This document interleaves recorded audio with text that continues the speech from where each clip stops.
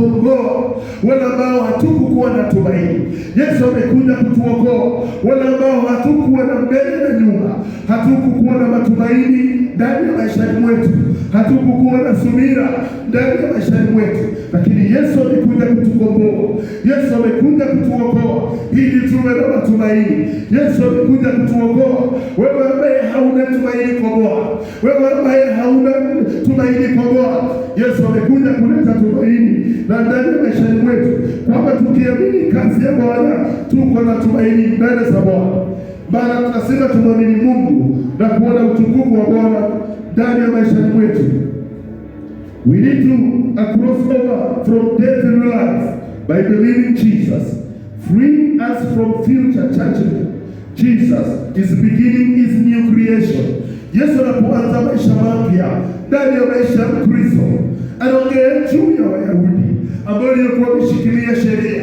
Wayahudi walikuwa wameshikilia sheria, hawakuwa wanamwamini Mungu Yesu Kristo, hawakuona kwamba Yesu anamwakilisha baba yake.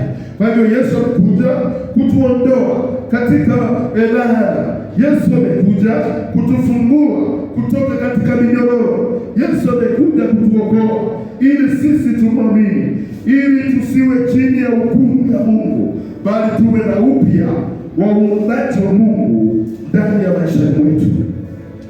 Kwa hivyo, sin is not about failing to be a good person. It is about failing to honor the Son. Dhambi si kwamba kuanguka, bali kwa kuwa mtu mzuri. Lakini ni kwa sababu gani? Ya kuliamini mwana wa Mungu. Na sisi tuamini mwana wa Mungu, uzima tulio nao uko ndani ya Kristo Yesu. Na uzima tulio nao uko ndani ya mioyo yetu, na tunamwamini mwana wa Mungu, maana yeye ndiye Baba na yeye ndiye mfalme wa wafalme. We are killed of sin. Kwa hivyo sisi tumeshawishika katika dhambi.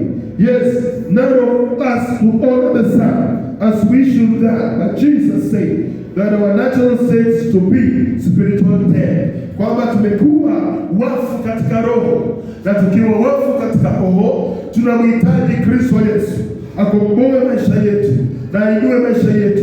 Trying about best simply not good enough. Can dead people bring themselves to life? Mtu aliyekufa hawezi akaja katika uzima. Unahitaji kwamba Yesu yeye akurejeshe na kukuweka katika uzima wa Mungu. Can condemned people be them, save themselves? Wewe uliyehukumiwa hawezi ukajiokoa mwenyewe. Unahitaji mtu wa kuokoa ambaye ni Kristo Yesu. Hatuwezi tukajiokoa sisi wenyewe, hatuwezi tukajikomboa sisi wenyewe. Tunamhitaji mtu vile huyo aliyokuwa katika birika la Bethsaida alimhitaji Mungu ili aweze kumwokoa. Na Yesu alipofika mahali pale, kila hali ilibadilika. Tamani kwamba Yesu awe katika maisha yako.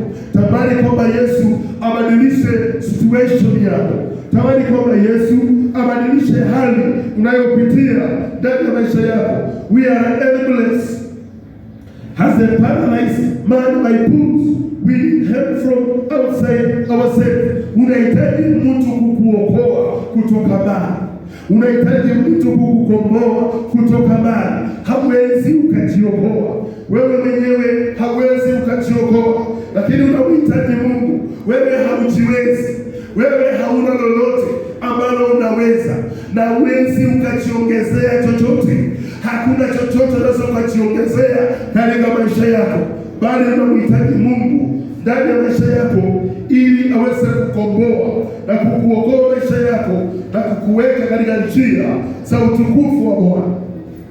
Kwa hivyo kama kanisa tunahitaji kumwangalia Mungu. Tusiwe kama Wayahudi Yesu alipomponya yule mtu, waliona kwamba Yesu amekosea.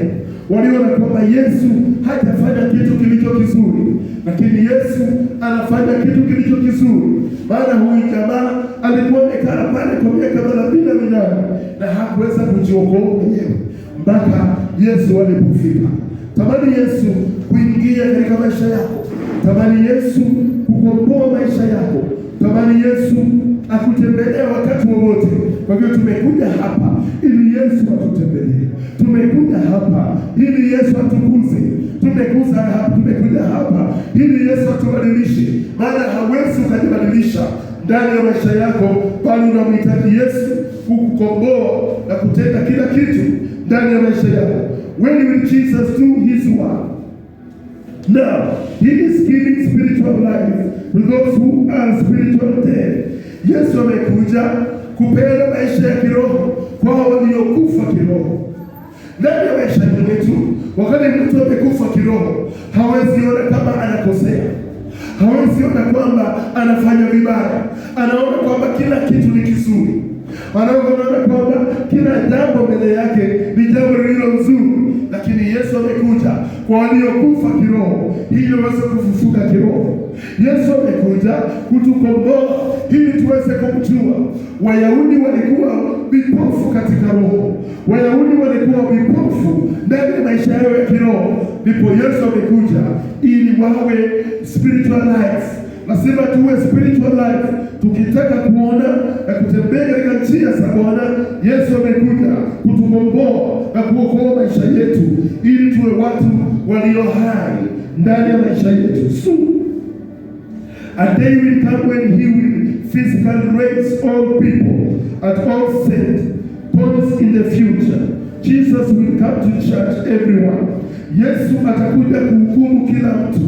Haijalishi wewe ulifanya nini ukiwa hai, Mungu atamhukumu mtu kulingana na matendo yake. Mungu atahukumu mtu kulingana na vile alivyofanya katika huu mwili. Yesu hata unihukumu kwa sababu ya makosa yako. Kila mtu atahukumiwa kwa makosa yake. Kila mtu atahukumiwa kwa kila alichofanya ndani ya mwili huu. Ndivyo Yesu anavyoambia Wayahudi kwamba soon will come, he will physically raise all people at set point in the future. Jesus will come to judge everyone. Jesus will come to judge every one of us kulingana na vile tulivyofanya. Atakuja tumuone mwenyewe, atatuhukumu katika hukumu ya wazi. Who will hear the voice of Jesus? Ni nani atakayesikia sauti ya Bwana? Everyone, the living and the dead, that including us. Yesu atakapokuja katika mawingu, kila mtu atasikia sauti yake. Walio hai watasikia sauti ya Bwana, walio makaburini watasikia sauti ya Bwana. Kila mtu atasikia sauti ya kuja kwa Mwana wa Mungu. Ndivyo Yesu anavyosema, who will hear the voice of Jesus? Everyone, the living and the dead, that including us.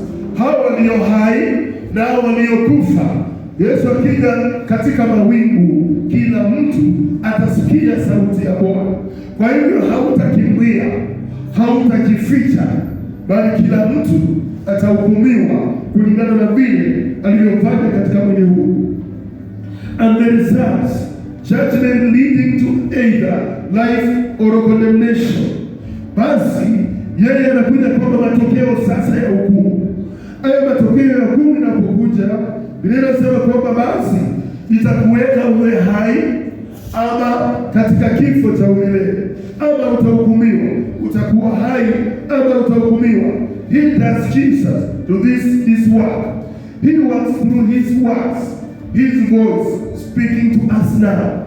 Yeye Yesu anazungumza, yeye Yesu anafanya kazi kupitia neno lake. Jesus, he is on work. He is doing his work through the word. Yeye anafanya kazi kupitia neno la Bwana. Kwa hivyo unaosikia neno la Bwana, Yesu usungumza na wao. Yesu ananena nasi kupitia neno lake. Mungu anazungumza nasi kupitia neno lake. Kwa hivyo kama wewe hawezi ukasoma neno la Bwana, kama wewe hawezi kuwa na nafasi ya kusoma Biblia yako, inakuwa ni vigumu Mungu kuzungumza na wewe. Mungu zungumza nasi kupitia neno lake. Mungu zungumza nasi kupitia maandiko. Kwa hivyo Yesu anasema kwamba how does Jesus do this work? He works through his word, his voice speaking to us now. Neno lake huzungumza kupitia katika neno lake.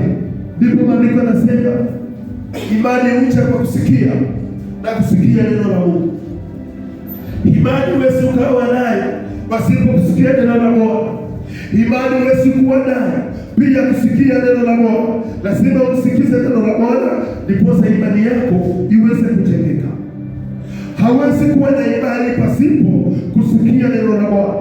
Hawezi kuwa na imani pasipo kuja kuketi na kusikia kila ambacho Yesu anazungumza juu ya maisha yako. Yesu anazungumza ndani ya maisha yako kupitia neno la Bwana ndani ya maisha yako. Kwa hivyo ni vizuri kumjua Mungu na ni vizuri kutembea katika sheria ya Bwana na kukaa katika utukufu wa neema ya Mungu.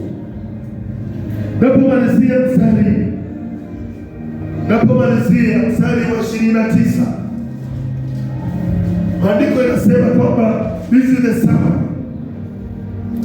a life-giving encounter for a paralyzed man leads on to save on Jesus Mount challenging words. Maisha hupeanwa kama yule jamaa aliyekuwa amepooza na amekaa katika birika la Bethsaida kwa miaka 38. Maandiko yanasema on the same Jesus most challenging words, yet John takes us to pool in Jerusalem where Jesus people lie hoping for healing in their water. Yohana anatuelekeza katika Yerusalemu kupitia ujumbe wa Kristo Yesu ambao watu walilala wakitarajia kuponywa. Bethsaida ni mahali ambapo watu walitarajia kuponywa. Wagonjwa walilazwa, waliopoozwa walilazwa mahali pale wakitarajiwa kuponywa. Wakati maji lipokuwa kitibuliwa, with just a few words, Jesus instantly healed a man who has been unable to